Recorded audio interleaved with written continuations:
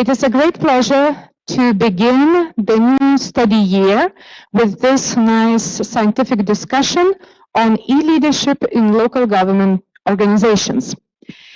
This scientific discussion invites not only researchers, but practitioners as well to think about digitalization issue in local government and to discuss challenges for ICT usage for leadership process. Today we have a big pleasure of the project team which came from Latvia University. It's our colleague, Dr. Inese Abolina from the University of Latvia. Our project manager is Dr. Rita Toleikienė from Šiauliai University, Lithuania. And I would say ideological project manager and leader, Professor Irma Rybnikova from Hamm-Lippstadt University of Applied Sciences from Germany. Today, this event will be moderated by me, Dr. Vita Juknevičienė from Šiauliai University, and I would like to remind everybody being online connected to this event as well as being here in the room, please write down some questions because we will have possibility to discuss in our discussion part after the presentation. So please do not forget to give those questions online in the chat line for those members who are participating online and as well for academic society community in this room. So be active, don't be afraid, just be active in sharing ideas and using this opportunity to ask our guests and let's say the group of scientists working in e-leadership field.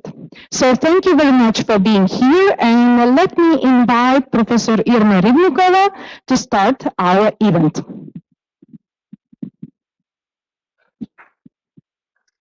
Thank you very much. Good morning and welcome everyone here in the room, conference room here at the University in Šiauliai, as well as via Adobe Connect, potentially from the whole European Union, especially from the Central and Eastern European countries. My name is Irma Rybnikova and I'm the ideological leader, as Vita said, of this project, to be honest. It's about a research project we have conducted and we are still conducting on the topic of e-leadership. And as you can see here, I have to stay here because of camera. Where's the camera? There? Okay, thank you very much. So one of the participants is also camera and our Adobe Connect community, I think. Thank you. As you can see here already from this long list, this project is an international one where several countries and several people or persons participating in. The constellation of this project is the following. We have decided to include all 3 Baltic states plus Germany. In a certain sense, also a Baltic state, since having also border to Baltic Sea, in order to look at the issue of digitalization in municipalities, digitalization in public sector in general, and that's our complete project team consisting of Dr. Rita Toleikienė, Associate Professor Vita Juknevičienė in Lithuania, as you have already heard. In Latvia, Professor Iveta Reinholde and Dr. Inese Abolina represent the team of Latvian perspective. Unfortunately, Estonian colleagues were not able to join us. That's Professor Maaja Vadi and PhD student Janika Sillamäe from University of Tartu. And me representing Germany, even I'm originally from Lithuania. So I have a privilege to be familiar with the Baltic context as well as with German context. Today, the aim is to discuss with you and to explain you what the project we are conducting is, what are the main goals and what are the first results of them. Accordingly, I will shortly describe the project, its goals, then also briefly just give briefly some ideas regarding e-leadership, what it is about. Then I will explain what was our methodological approach in terms of empirical basis, and then we will present results from every of our countries. And at the end, we will try to summarize our first findings, and then we hope to have a great discussion with you. That's the agenda for today, and I will start with project goals.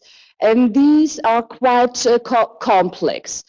The first and the main goal of our project is just to establish a new expert group on the topic of e-leadership in public context, since this topic and this theme has not been studied enough until now. Especially not in public context. The second goal of our project is to conduct a literature review, to look what is already known about digitalization in public context and about e-leadership.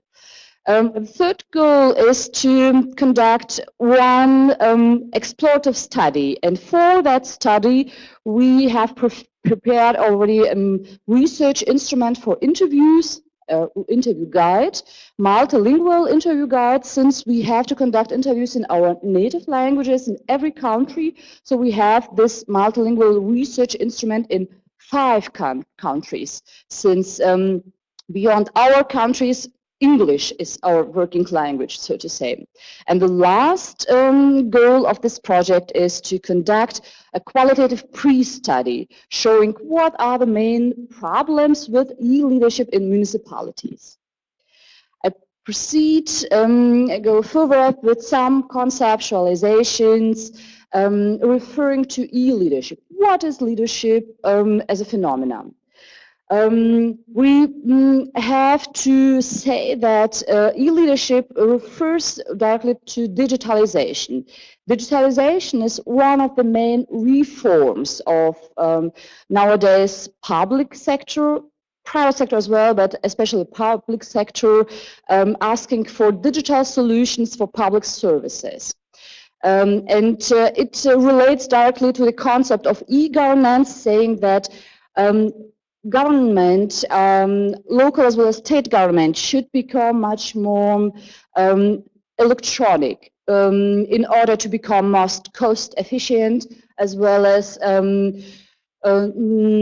useful for citizens. And at the end, we are asking whether these e-government concepts have to do also with the administration of employees in municipalities, asking concretely for the processes of leading, processes of supervising, of motivating employees in these new, since digital environments. So the main issue we have to describe and to analyze is to look whether the process of leading employees in administrations is changing or is in some kind going on in a different manner when we go from face-to-face communication, personal communication mainly, to the communication via information technology, like email, like video conferences or document management systems.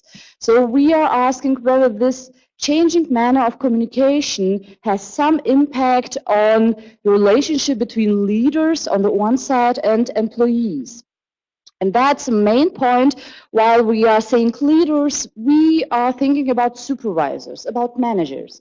We are not thinking about heroes, political heroes. That's not our perspective from our point of view, leaders, every manager is some kind of leader, as long as he or she has some employees to manage, to lead.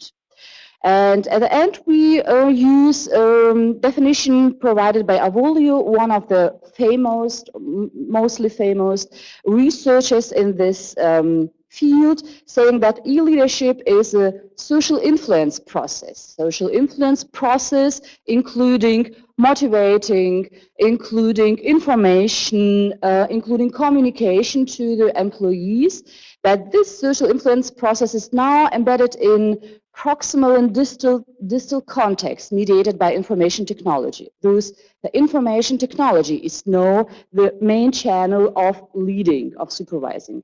And the question we are trying to answer, whether there are some specific challenges that are results from this reform of public sector. And well, although we concentrate ourselves only on e-leadership, the last point, as mentioned here, including technologically mediated processes of social influence, we have to deal with the aspects that also relate to e-leadership. For example, the complete system of human resource management is also transformed and is in process of transformation, because it becomes much more human resource management, because municipalities are potentially using e-recruiting or e-evaluations without direct personal contact or paper as a channel of assessing employees, of selecting employees. Next, let me say the next tier or sphere of electronic leadership has to do with public services that are delivered in an electronic way. For example, e-complaining. E-complaining that is used by citizens or can be used in citizens has to do with e-leadership as well, since we suppose these e-complaints have to be considered by leaders, by managers, in order to decide whether employees become more critical assessment, more critical evaluation when they have enough or many e-complaints from citizens. So this topic of e-leadership in our perspective is quite complex, includes many different aspects we are not really familiar with. And because of this new character of complete problem and topic, we have to look first at the literature that is already existing there. And in our view, the focus of previous research on e-leadership topic includes mainly private sector. There are no studies dealing with digitalization and leadership processes in digital context with the within public administration, and that's a complete lack of research that motivates us to do this project. The second main focus of the previous research are competencies of leaders and managers, saying that digitalization requires from leaders new skills. For example, computer literacy, being familiar with technological requirements is one of the new phenomena and new topic here. But beyond this, also the idea has been discussed that leaders are required to become even more communicative and more team-oriented than in real context, since digital context of communication, like email, requires another communication style, more explicit, more direct than personal communication. And the last one of the topics considered until now are several challenges of e-leadership. Scholars are saying and supposing that because e-leadership mainly proceeds on the information technological channel, loss of non-verbal communication occurs, and because of that, communication conflicts and misunderstandings are becoming much more often and severe. Additionally, the scholars are discussing that motivation of employees is potentially decreasing, since employees feel themselves much more alone because they are only with a computer or only with a smartphone, and they miss personal communication. And at the end, the authors stress that resistance to changes in organizations may increase because of e-tools, since employees as well as supervisors need personal exchange and personal communication in order to understand what changes are about and why are they relevant. And when it is missing, that the resistance towards that could increase. Now, we turn to our methodical part of the project. We have discussed in our project how can we empirically conduct our study, interview study, on this topic, on this complex topic where we are not really familiar with. And we have decided that following criteria should be fulfilled. First, we would like to make interviews with one employee and one supervisor from a selected municipality in every of our countries. From employee perspective, we would like to make interview with employees that have enough experiences with public sector, and concretely we have said that at least 6 months duration of working in municipality are required from employees. On the side of supervisor, we have decided to make much more higher requirements in terms of a supervisor has to be at least 1 year in this position in order to give us interesting and real experiences.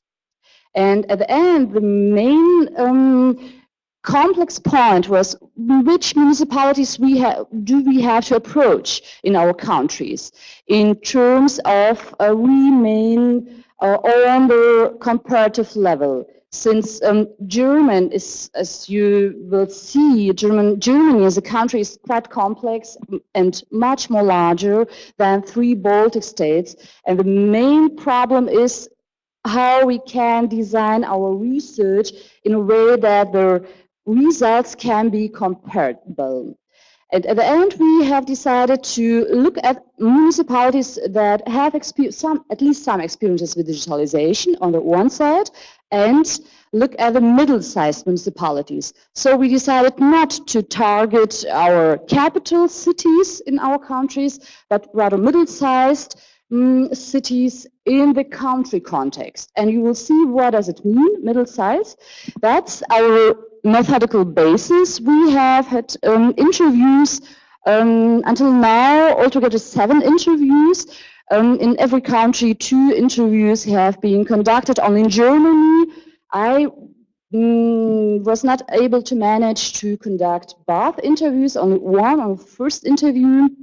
And we have approached middle-sized municipalities. What does middle-sized mean in every country? In Estonia, middle-sized means this municipality of 20,000 inhabitants. In Latvia, quite similar, 23 and 10,000 municipalities, since both interviews stem from different municipalities. In Lithuania, the middle-sized municipality counts 100,000 employees. And in Germany, the same, or middle-sized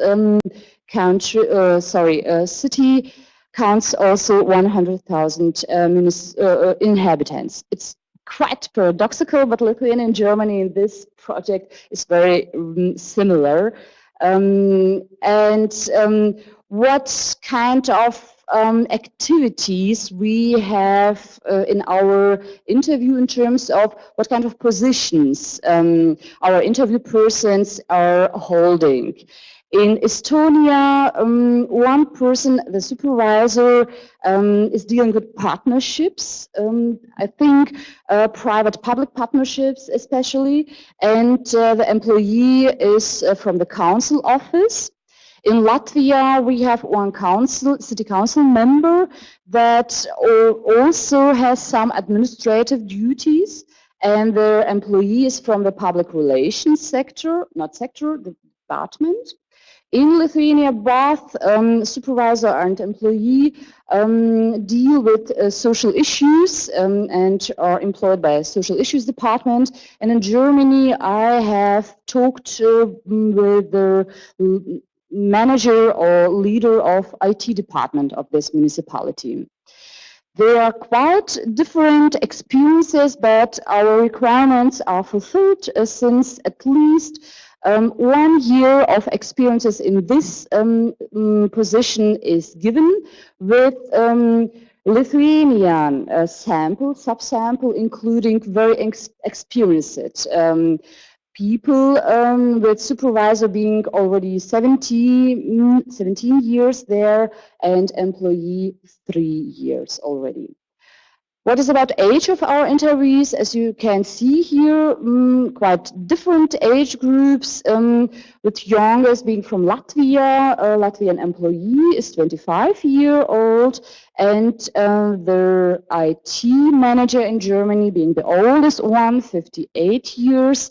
And in terms of gender of interviewees, it was also very interesting for us to look at this because digitalization and e-leadership often relates to male and men as experts in this field, but it's not the case in our interviewees. In Estonia and in Lithuania, both interviews were female or women, and in Latvia we have mixed with male and women. In Germany, we have a male that was a leader, and the employee will be a woman. So, in terms of supervision or managerial job, we have already mentioned how many employees our interviewees and their supervisor positions have to lead. In Estonia, there are only 3 employees that are supervised by our interviewee. In Lithuania, 115, and in Germany, 16 only. Quite different situation, and you can see here there are some similarities but also clear differences, and we have to discuss also with you whether these results are really comparative in the true sense of comparison. Now, after presenting you our methodical basis, I would like to present and to describe you the situation in Germany. German case of e-leadership and e-digitalization is quite curious. I begin with the main description of the public sector in Germany. The public administration in Germany is a 3-tier system. On the highest level, there's a state public sector. In German, Bund, including ministries, including agencies. On the second level, there is a federal or land tier of public administration, including Länder, and these lands are quite good presented here. Altogether 16 lands, Bundesländer in Germany are there, and they are presented here by different colors. And as you can see, I have stressed this land one, that's North Rhine-Westphalia, where I'm from today. And on this land, one of the 16 lands in Germany counts more than 17 million of inhabitants. And that's the difference to Baltic cities. The third level of public administration is local government, and local government includes counties on the one side, county-free cities and municipalities. And as you can see from these numbers, the number of counties is only 295, but they are quite large, with average size being 180,000 inhabitants, and municipalities in Germany are quite small in number, altogether more than 11,000 municipalities, with their average size being about 5,000 inhabitants. Altogether, Germany represents a continental model. Continental model from the public administration is known for its mixed nature, saying that in a continental model, there's a direct state control for local government as well as local self-government. So there's a mixture of being controlled by the state or by land administrations, but to a certain degree, local governments like municipalities are also able to remain autonomous. The point regarding digitalization, what is about digitalization in German municipalities? It's a rather sad situation. Altogether, authors making research on that are saying digitalization and e-government in Germany is clear weakness of German system. Clear weakness that is also stressed by the European Digital Progress Report, saying that Germany is performing worst and hardly making any progress. That's really sad situation, and the administrators that are taking part in different surveys are saying digitalization is and remains for several years our most challenge. And one of the reasons why digitalization is progressing so bad or so hardly is on the system itself. You can imagine between these 16 lands in Germany, every land has its own ministry, has its own administrators, has its own agencies. Even more, every municipality has its own council, city council, its own system, its own autonomy. And because there's not existing strategy, not existing plan of digitalization, the situation in Germany is quite bad. But okay, sorry. And this sad and bad situation is also obvious from different sources. For example, here a survey and its results are presented from 300 municipalities in Germany, and the representatives are saying, okay, we are using social media. 40% of them used social media, but digital budgeting, for example, is only used by 28%. E-payment for citizens is used only by 23%, and online discussion forums and online petition, usual democracy tools are barely known in German municipalities. So, on the one side, quite sad situation, and then the other side is what is the practice in the municipalities.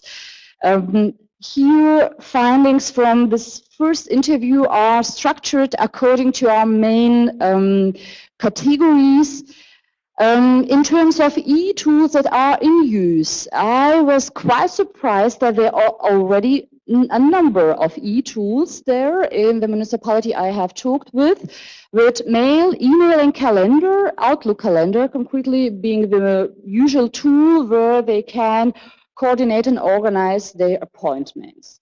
Parking violation ticket system is also very intensively used. There's no paper already. Employees from municipality that control and monitoring parking in the city, they just make pictures with their smartphones and sending the pictures, and then the car holders receive some statement that they have to pay some amount of money because they have not parked properly, and so on. Another relevant part of e-tools in this municipality are e-complaints. And the person I have talked with have said, especially because of this parking violation ticket system, there are many e-complaints from citizens complaining they were parking properly and they will not pay because that's not justified, and so on. What is not there, they are still working on a document management system, looking for a suitable system, trying to buy it, but it's not in work yet. And HRM, human resource management decisions, are all still have to be made on paper basis. What are reasons from the perspective of the interviewee for introducing e-tools and e-leadership?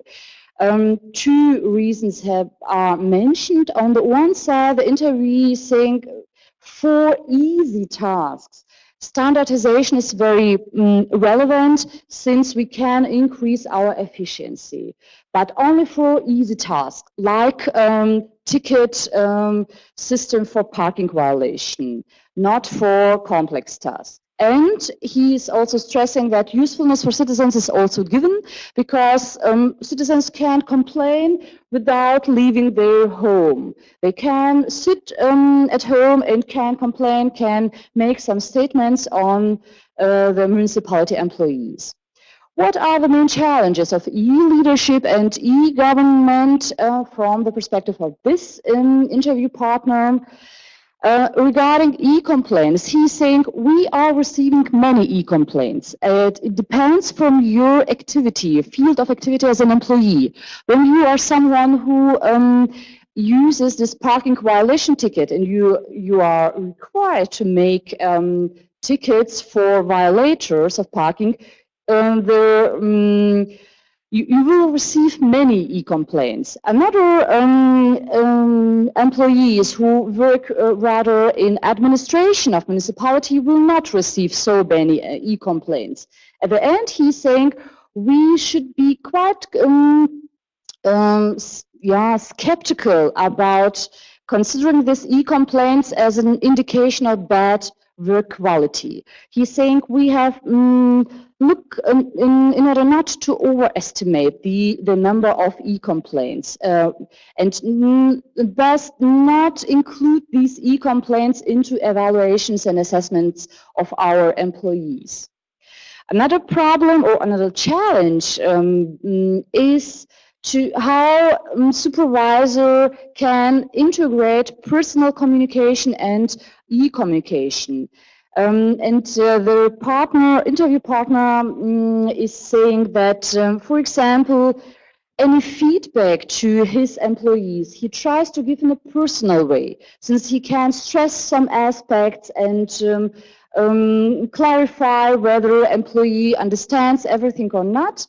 And he can become more empathical in the personal communication, not in e-communication. He's saying for assigning tasks, e-communication is okay, but not for giving feedback. So every supervisor have to decide which task can be made via e-tools. And he's also saying that there's a huge challenge of motivating employees in municipality to use e-tools, to abolish paper and to look for electronic possibilities. Since he's saying there are many employees, often they are already quite long working in municipality, they are used and they are familiar with paper way, and to require from them change to the e-tools is quite complicated, even impossible. That's his statement on that. And that's the case of Germany, and I will give the chance to our partner from Latvia, Inese Abolina, to represent Latvian. Thank you.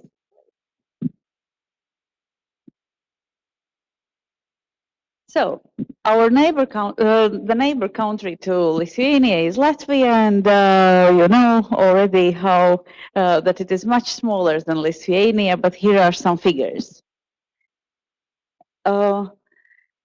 Territorial organization is a unitary state. We have 4 provinces, Vidzeme, Zemgale, Kurzeme, Latgale, and it's one type of local authority. 119 communes. In Latvian, it's called pašvaldība. Institutional organization in the country, we have national, regional, and local level.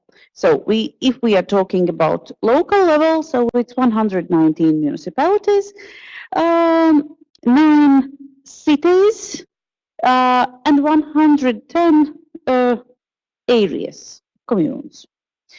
And upon these communes is Ministry of Regional Development and Environmental Protection.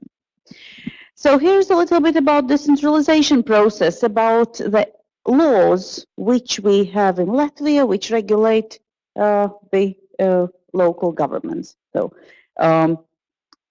it started with Act on Local Authorities, and so it goes on until today. So local government in Latvia, we have local government system, local government law, and local government organizations, which has their own duties, status, control, which altogether means they have leadership in their field.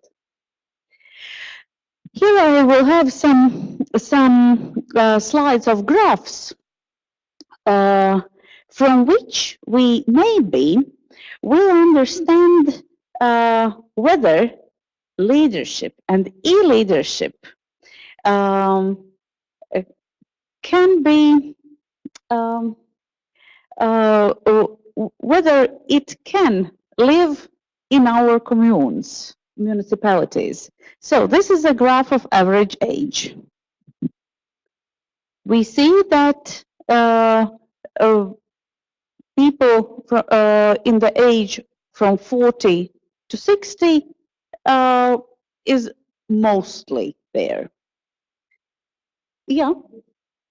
From 40 to until 60. Members in communes. No, not inhabitants. In local communes, those who will distribute this leadership. Yeah, yeah, yeah. By education, we see that people are rather good educated. Yeah. By profession, there are different types of professions, but we again see that they can. I have forgotten the word. They have possibility to leadership, to to the word is just forgotten. Yeah, but execute. They can execute leadership. Yeah. And here are these responsibilities which local authorities have. And the question is, can these responsibilities be digitalized? So can this leadership be executed via these responsibilities? And we see that it can be.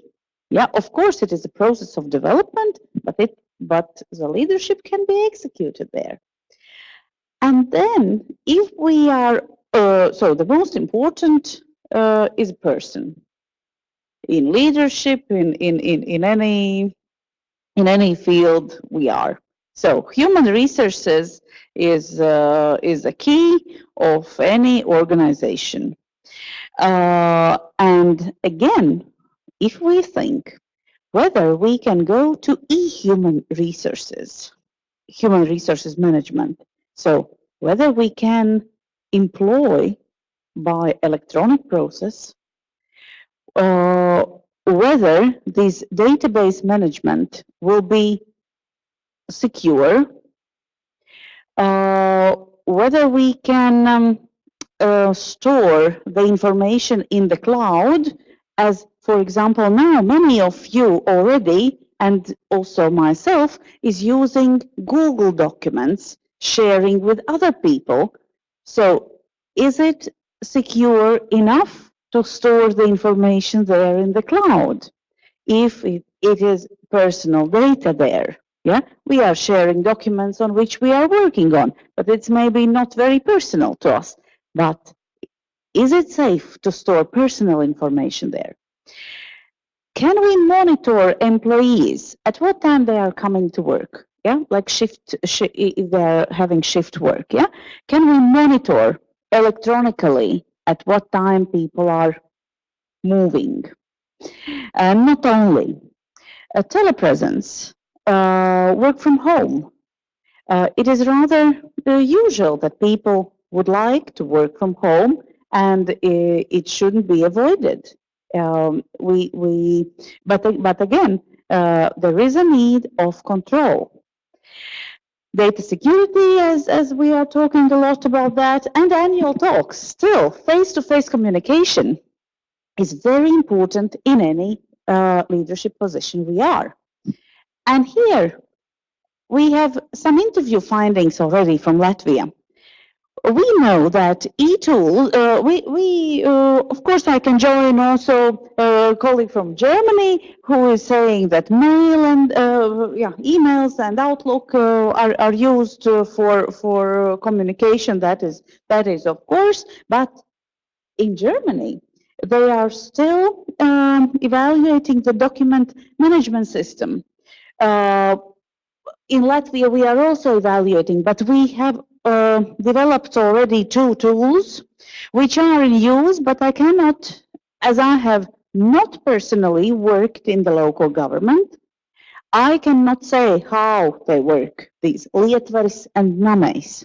But I know that these systems are in use. Reasons for e-tools and e-leadership.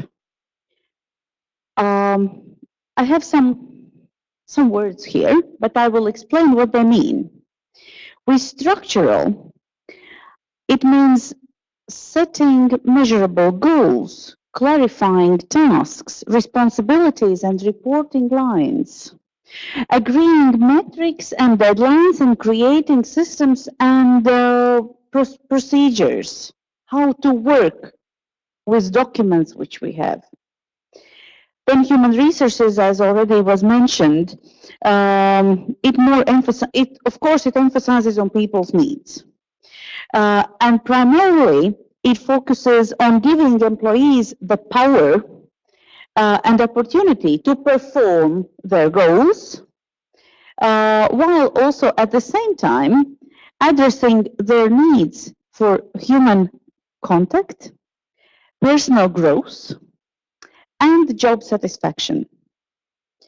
Then political reason. It addresses the problem of individuals and interest groups having sometimes conflict, often hidden. Especially at times when budgets are getting finalized and or organization has to make different difficult choices. Then symbolic. Symbolic is a sense of purpose and meaning in their work. It focuses on inspiring people by making the organization's direction feel significant and distinctive.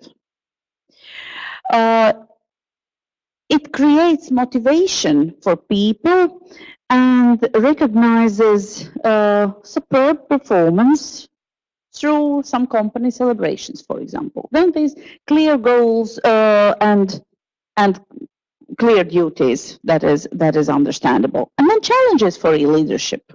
Face-to-face communication. If we will have e-leadership, what kind of face-to-face communication we will have? Already now, we are communicating mostly via with our friends and families. We are communicating mostly via WhatsApp, Messenger, maybe some other social network tools, virtual teams.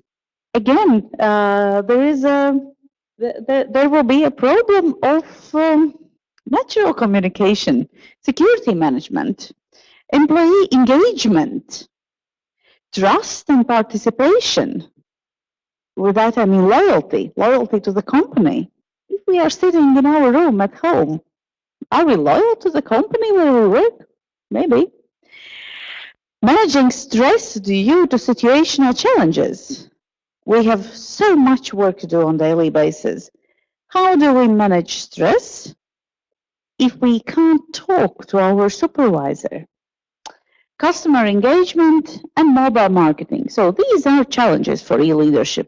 At least I raise this question for discussion. And also, of course, it comes from interviews, but I raise it also when we will have our Estonian and Lithuanian cases. After that, I raise the discussion on these things. Thank you very much. Thank you.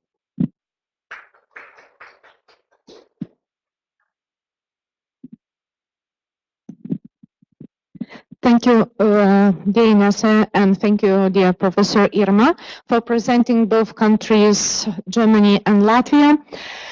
It's a big pleasure, and at the same time, it's a big responsibility, because now I should present results from Estonia. Unfortunately, I'm not Estonian and has visited just a few times Tallinn, but it's a great pleasure to present Estonian results which were conducted by our project partner, Professor Maaja Vadi, and PhD student Janika Sillamäe. They found very interesting findings, and if you will let me, I will shortly present them. I would say Lithuanians are always jealous for Estonians, according to many social, economic, e-government indicators as well, because we are always lagging behind. So, e-voting system, which is very, let's say, discussed in our political level and in our social level, is still a challenge for Lithuania as well for Latvia. Estonians has this system a few years ago, and they use many things in e-platforms just using ID card. So ID card is as a main tool to access to many various e-platforms and to use everything, tax, schools, health systems, and so on. So it's very interesting that Estonia is considered as very secure in digitalization because they invested huge amounts of investments in ensuring security, digital security. And nowadays we are feeling like we would like to become as Estonians. So on one hand, we can show you interesting data that almost 100% of different services and public service as well as bank services are assessed or got it by clients and citizens online. However, interesting that less than half of citizens uses e-voting system. That means they still feel that the e-democracy is additional tool to, let's say, ordinary way of electing representatives to government. It's very interesting that according to e-society indicators, Estonia is, let's say, very high, as you can see, in various different fields and services. However, our colleagues had, let's say, pre-study, that means 2 interviews with local municipalities representatives. And we would say that results were quite surprising. First of all, interviewees have mentioned that all digital tools are provided by the state. So all of them are rather oriented to citizens than to organize the work or activities in the municipality. So you can imagine leadership process is not, let's say, the key aim of state-provided tools. At the same time, in Estonia, state does not provide any specific management tools for municipalities. So everything looks like more centralized rather than created for municipality issues. At the same time, of course, Estonians are quite good on using ICT, so emails, sharing systems are working. And of course, they have Skype sessions. As you know, Skype is created by Estonians, and this system is really popular there. Moreover, they express their opinion on some challenges for local municipality employees and employers, supervisors, how to deal with this ICT usage for leadership. First of all, they mentioned the challenge of competence of the staff, because they believe digital tools can be very different and difficult to use, especially for many senior-aged managers. Moreover, they mentioned that different, let's say, municipalities and different persons working there can have a very different experience in digitalization. But what they mentioned as a very important issue, that in many cases, usage of ICT in those processes are dependent on the political management. Political power influence on administrative part of municipalities' activity. I would like to continue with the results from Lithuania. As you all know, especially the audience participating here in Šiauliai University, that Lithuania has the dual model of organizational structure in local self-government, representative councils, and executive administrations. And we have directly elected mayors from 2015. So a local municipalities number is quite, let's say, convenient for Lithuanian size. It's not so big, but at the same time, we do not have the regional level as an administrative level of governance. And when we look to political and legal presumptions for e-leadership in municipalities, what we found. Interesting that even the political government, which is ruling Lithuania now, they provided some, let's say, accents on digitalization, ICT usage in public services, in provision of public services, in the agenda, political agenda or political program. Moreover, we have 2 main legal acts regulating this field. Of course, it is really connected with the Information Society Development Program, and at the same time, general requirements regulating how municipalities, public institutions, especially municipalities, can use information and ICT tools, social media, web pages and so on, communicating with society and giving the feedback. So it should ensure greater publicity of activities of state and as well municipal institutions. We have, let's say, 3 main strategic documents which gives the emphasis on e-government, on e-democracy and digitalization.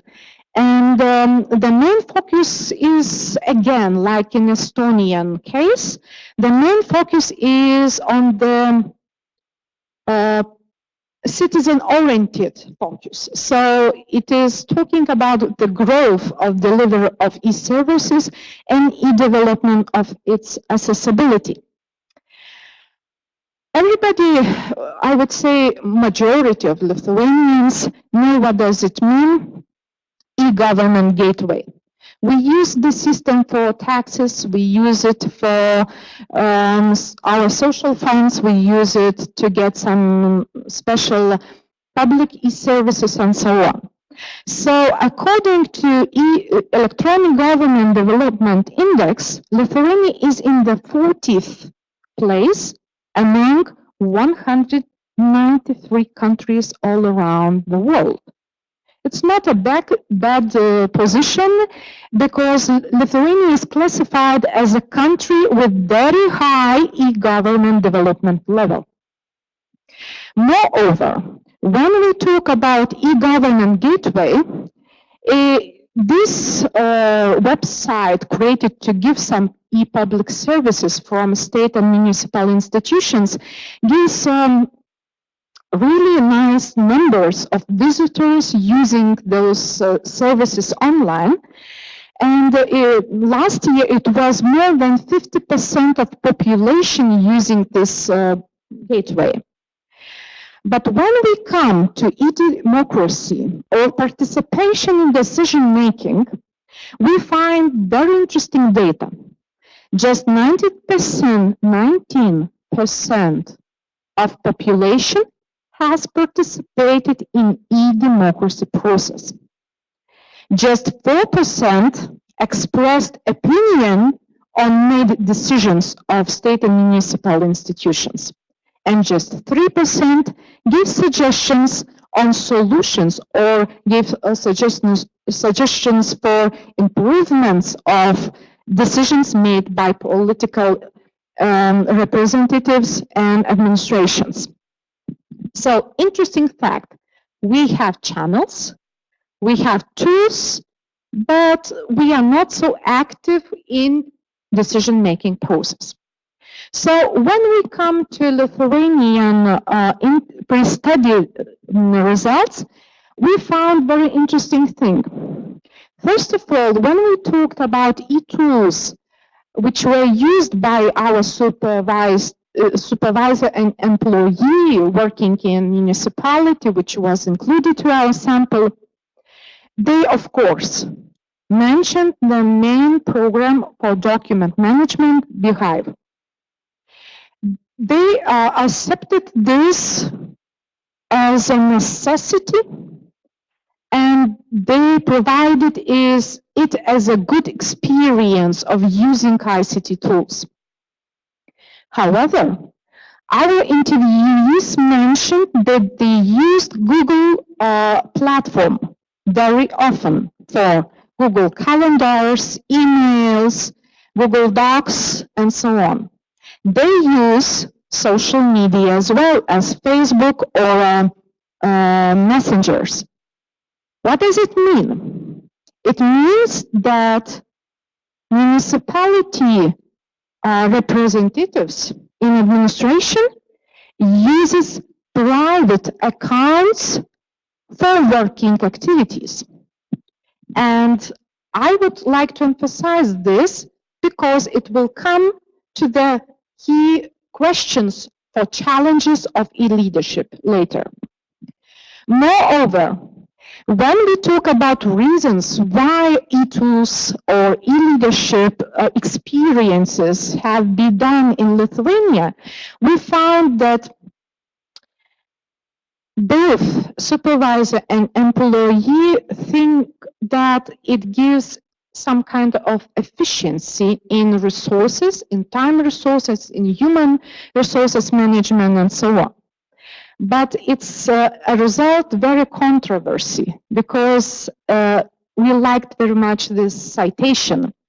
Work becomes more efficient, but more and more work is being created. So ICT tools looks like helping us to do tasks, but at the same time, it creates additional work for managers to deal with those ICT tools.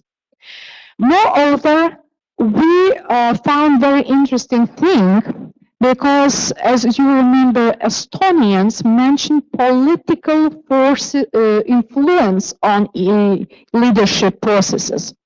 In our case, we found very interesting citation. When the government changed, it started no longer accepting any other documents, no live signatures. And then, willy-nilly, everyone had to learn how to use the system. So, political will and requirements influenced that paperwork has been stopped and everything went to e-platform. Majority of tasks are managed by Beehive. So what kind of challenges we do have now by using ICT in Lithuania? First of all, that we do not have the physical cabinet anymore. It became a mobile one. That means that the leader is not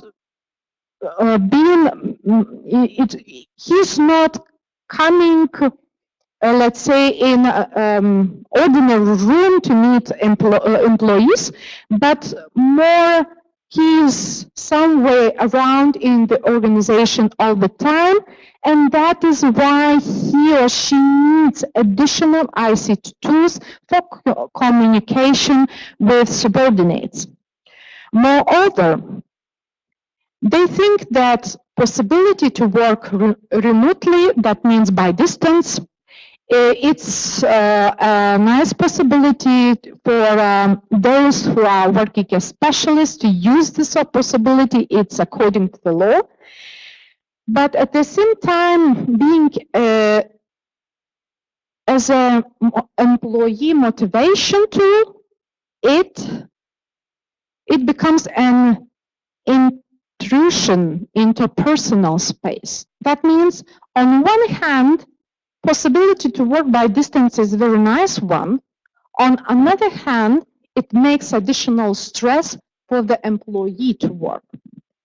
Moreover, despite of, let's say, challenges, both interviewees have mentioned that work is hard to imagine without technologies. So we cannot avoid them.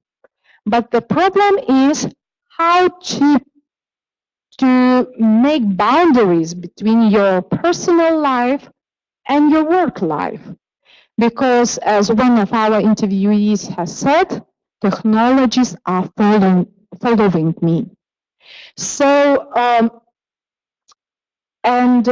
would like to maybe to finalize with one more challenge that both of our interviewees have mentioned one thing. Interesting, they are required to use those systems, or practice requires them to use additional e-tools, but they are missing some trainings how they could work with this e-leadership platforms. So now they are getting more psychological, managerial trainings, how to empower employees, how to use social media to communicate with citizens, but they feel the lack of trainings how to deal with e-tools for management leadership process. So this would be the last slide from Lithuanian case, but I would like to invite Professor Irma. She will give us some, I would say, main key questions for our next step discussion. Thank you, Vita.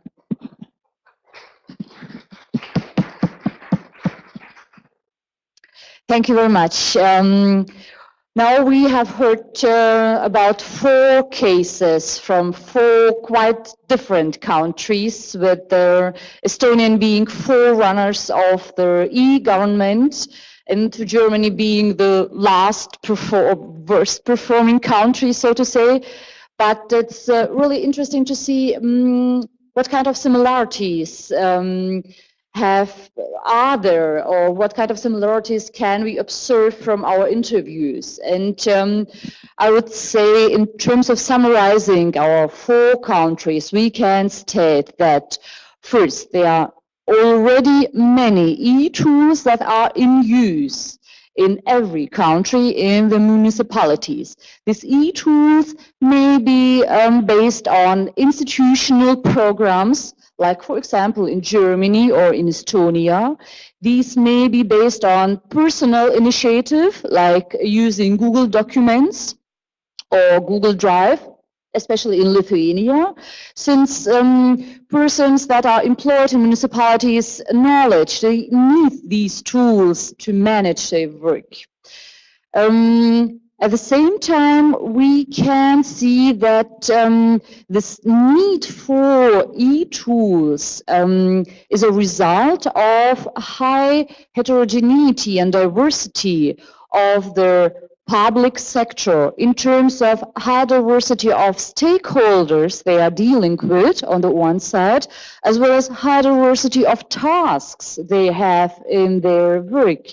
So at the end, e-tools provide indeed and quite practical solution for this diversity. And it's quite interesting for us to see that people are not only very negative towards e-tools, quite contrary is the case.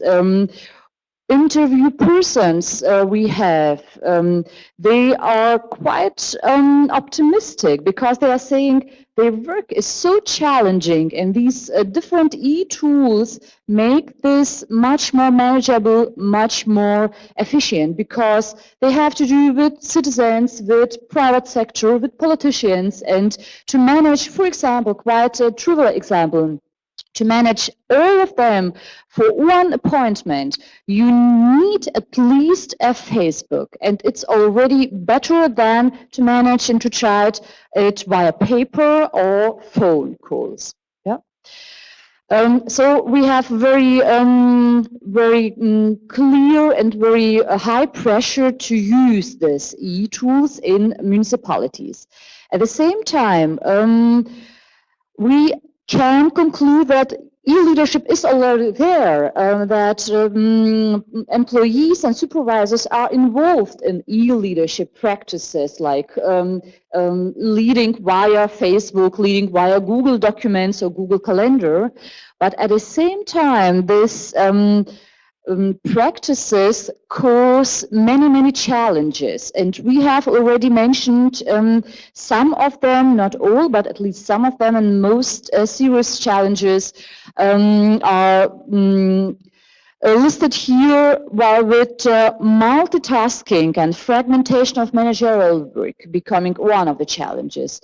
Supervisors are saying, because of these different tools, they have only small jobs, and many of these small jobs to coordinate, to provide information, to receive information, to make decisions, and this increasing fragmentation increases work stress and work pressure. That's a challenge we have to talk about that.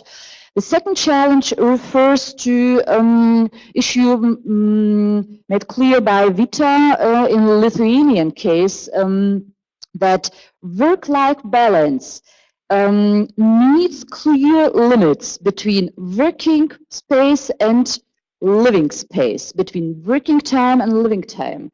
And because of using these e-tools, people are suffering from work-life disbalance since they are accessible via Facebook 24 hours a day. And that's one of the new challenges for work organization altogether. How to create new limits and what kind of limits can we tolerate? And we need limits, by the way, in order to remain healthy in our working space. The third challenge would be, as we see, blending personal and e-communication. It's not the case that personal communication does not exist anymore. Personal communication remains quite relevant and personal exchanges remain there, but the new challenge is to decide whether supervisors use the one channel or the second, the personal or apersonal e-channel for communicating. And the last challenge seems to be related to education of employees in municipalities in terms of providing trainings on e-tools, using e-tools, but at the same time also trainings of consequences of these e-tools like work-life disbalance. So we have to think about additional trainings and about new formats of training, how e-leadership can become much more easy and without severe negative effects. And the last one, interesting point, by the way, are security issues related to e-leadership, as we have already saw, especially in Lithuania, based on personal engagement of some supervisors, many information is provided via Google tools, Google Docs, Google Calendar. So in Germany, the interview person is very skeptical about such tools, and he's saying in Germany we need regulations and we have to look for institutional tools, not for Google tools. What is the problem about Google? Actually, not a problem at all, we can say, but nevertheless, Google remains private company, private profit-oriented company. And whether public information from municipalities that is shared by Google tools is really secure, I'm not sure, since Google is not, has no contract with municipalities and no responsibility for this information. And that's a real point, stressing that e-tools should be managed institutionally and should be created by institutions, and Google can be only suitable way for this transition period with many security issues that should be considered. That's the main summary. And in terms of a discussion, I would like to ask you about your ideas, your experiences, and potentially your insights regarding e-leadership and e-tools. You are partially also employees of public sector. What would you say? What kind of findings are quite clear for you, self-evident? And what kind of findings have astonished you, or what are quite new and not so usual as we may see? Please. The Every colleagues, comment is welcome. do you have any comments or questions? You're brave. Sakykit, Šiauliai užsakė išmanaus miesto koncepciją ir pirmieji turbūt Lietuvoje, ar yra tokių praktikų Vokietijoje ir kitose šalyse? Ar tai susiję su tuo, kas šiandien kalbėta čia Šiauliuose? I will shortly translate. Šiauliai as a city, as a municipality, has ordered the conception of smart city in recent days, months. And now we would like to know if such cases appeared in Germany and Latvia. Yes, in Germany there are some programs initiating smart cities. This title is also popular in Germany, and today there are 10 cities, 10 municipalities in Germany, which are models for smart cities. And they are supported financially by the government in Germany. And one of these cities I will interview next week and ask for the same issues. So smart city is also a vision in Germany, a vision of a good, of a progressive city. I think it's the phenomena that relates to complete EU, not only to Šiauliai or Germany. In Latvia, there are discussions about that, but still there is no implementation in any of the cities, but the discussions are going on. Kaip jūs netyrėte, kaip žmonės reaguotų į tokius įrankius įsitraukti, aišku, į demokratinį valdymą ir tas socialinės paslaugas gauti, netyrėte kokia jų nuomonė šalyse? Nes turėjom pavyzdžių Lietuvos mastu, kai serguolta ir kokios sveikatos sistemai buvo lėšos įmestos 50 virš milijonų ir niekas nepadaryta, niekas neveikia, žmonės pamatė, kad tai yra problema. Tai ar čia juos turbūt gal ir atstumė tokie dalykai, kad neveikia taip, kaip turėtų, ko jie tikisi iš to?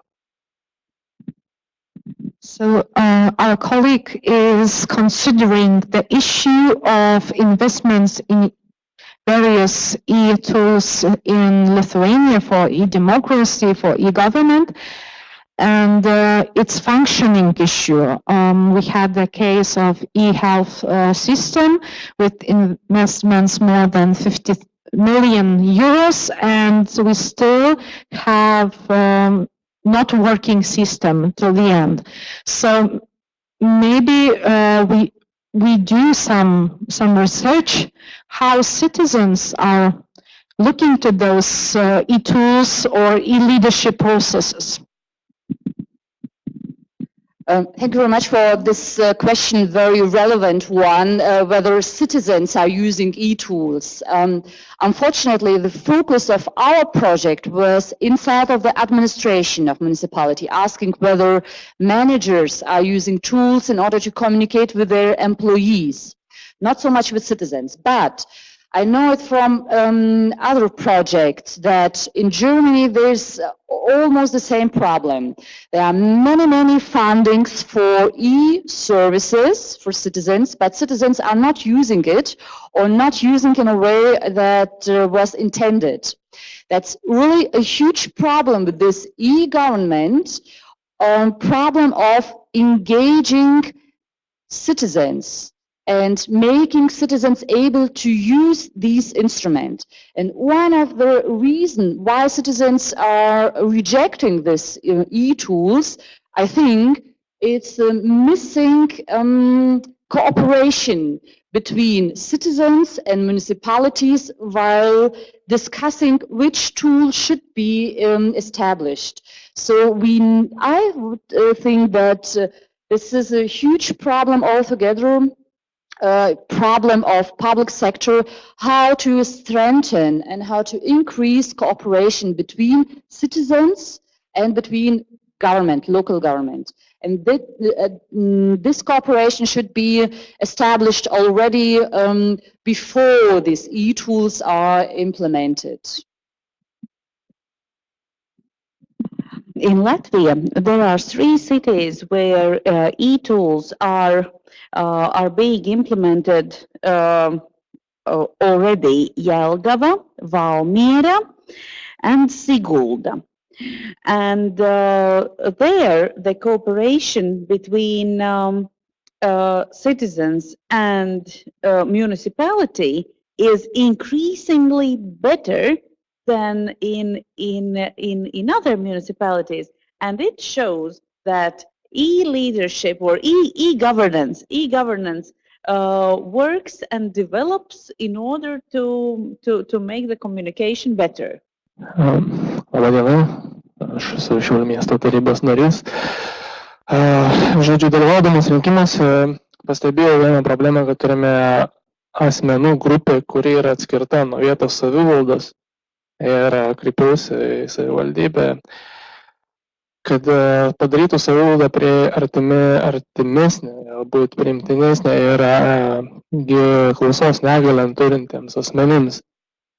Reiškia, mes tarybos posėdžiuose priimame sprendimus, karštai diskutuojame, bet išsakome motyvus ir klausos negalią turintys žmonės, jie gali tik tai žinoti galutinį sprendimą, kad buvo priimtas toks nutarimas, toks sprendimas. Ir jie nežino motyvų, kodėl mes taip balsuojame, nes jie niekur nėra rašomi, pasakome. Todėl mes kreipiamės, bandome inicijuoti, kad tarybos posėdžiai būtų transliuojami taip pat ir gestų kalba, kad asmenys turintys klausos negalią galėtų suprasti, apie ką mes ten kalbam, dėl ko mes pykstamės. Tai irgi būtų noras priartinti, dar labiau išplėsti tos politikos ribas, pritraukti demokratiją. Ir dar norėčiau pasigirti, realiai Lietuvoje yra žymiai daugiau instrumentų elektroninių demokratijai, tik tai mes esame per daug konservatyvūs ir estai mūsų lenkia tais procentais žymiai smarkiau, bet jie neturi tų instrumentų daugiau, tik tai žmonės yra aktyvesni, o instrumentų Lietuvoje yra žymiai daugiau. If you will let me, I will try to translate shortly. We have the council member in this room from the Šiauliai city municipality, and participating in elections as a candidate to become a council member, he noticed that there is social exclusion of one specific group of electorate, and it's a group of people having disability of hearing. So the main problem is that those people can find the final decisions of municipality council in the webpage.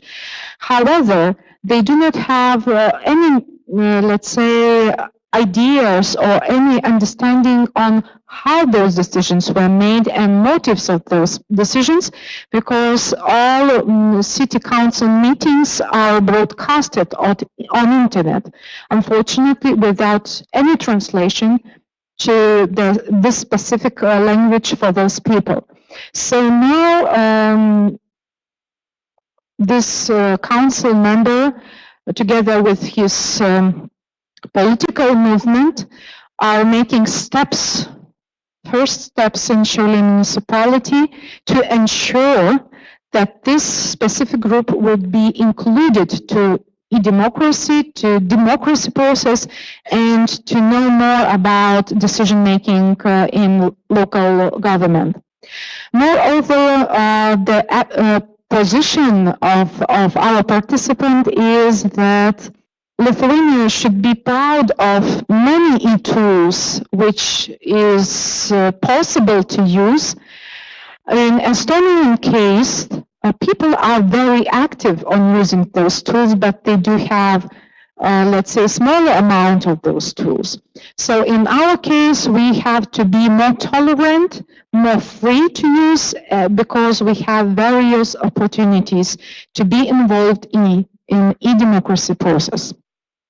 I hope that I translated somewhere very similar. So do we have any other comments or suggestions? Maybe still no, because we have this nice opportunity to continue our discussion near the cup of tea and coffee. So please do not run away after this event. Let's continue our discussion next to this room. So if you will let me, I would like to thank to everybody for your time, for your comments, for your questions. And I wish to everybody, as our participant has wished, to be more free, to be more active in democracy processes, because we will create just smart city in the case if a smart or more intelligent society, community will live in a city. So it depends not only on local government to create a good e-democracy, it depends on us citizens.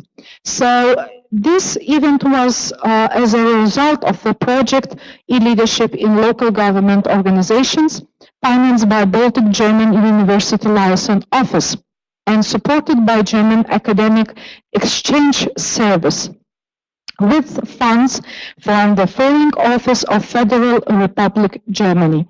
Thank you for your participation. I wish you a nice day and see you in the next Researchers Excellence Network event. Thank you.